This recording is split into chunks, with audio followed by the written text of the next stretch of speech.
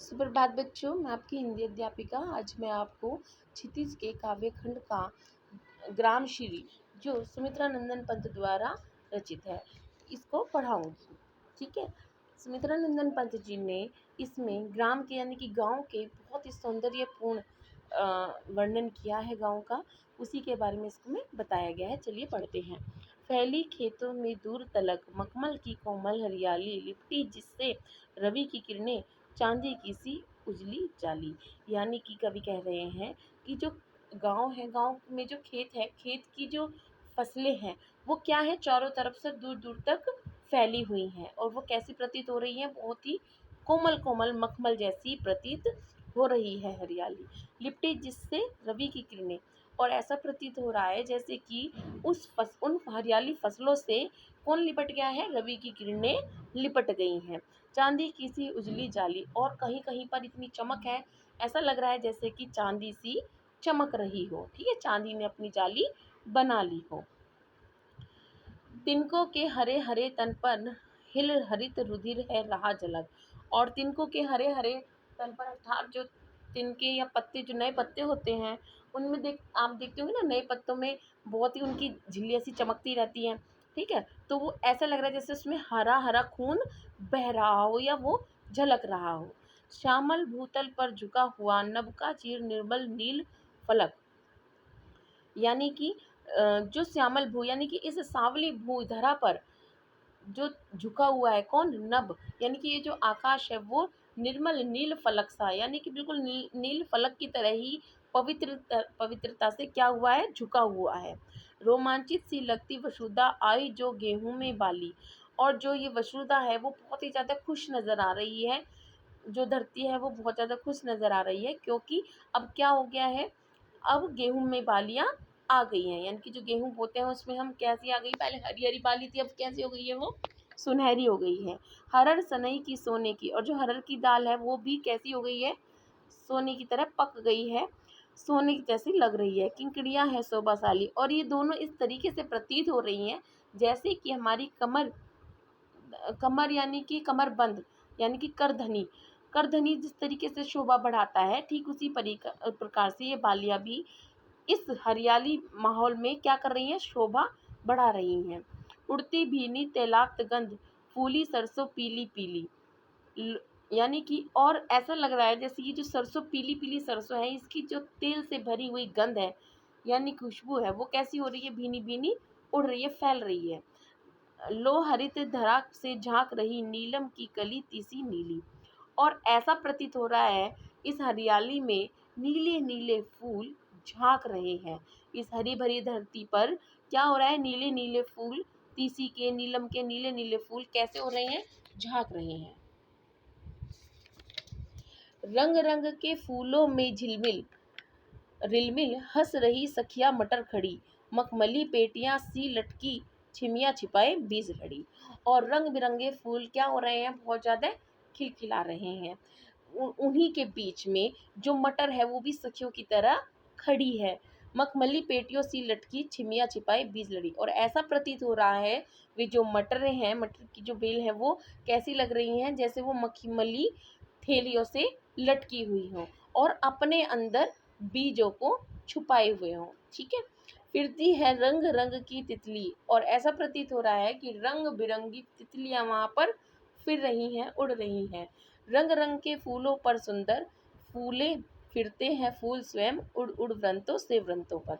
यानी कि जो रंग बिरंगे फूल हैं वो बहुत ही ज़्यादा सुंदर लग रहे हैं, और जो तितलियां उन पर मंडरा रही है, उन पर घूम रही है, तो ऐसा प्रतीत हो रहा है कि जैसे कि जो फूल हैं, रंग बिरंगे फूल हैं, रंग बिरंगी तितलियां हैं, तो ऐसा लग रहा है जैसे कि जो रंग बिरंगे फूल है वो अपने आप ही फूलों पर इधर उधर घूम रहे हैं, उड़ रहे हैं।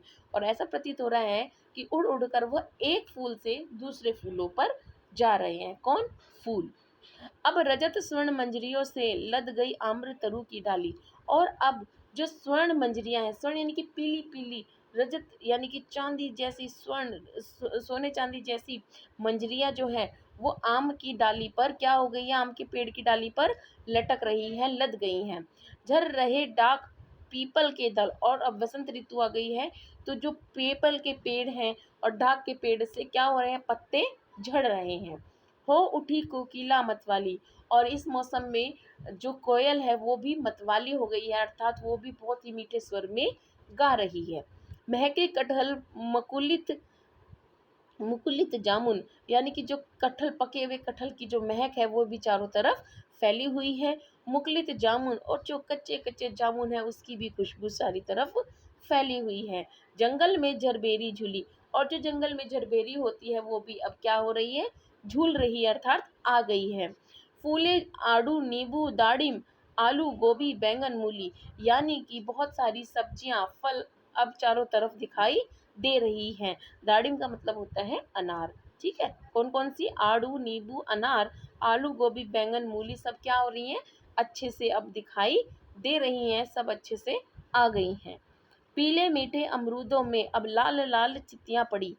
अब जो अमरूद हैं वो हरे अमरूद से कैसे हो गए हैं, पीले पीले, यानी कि पक गए हैं, अब वो खाने के लिए अच्छे हो गए हैं, और उन पे कैसी लाल लाल चिटियां पड़ गई हैं। पक गए सुनहले मधुर बेर, अवली से तरु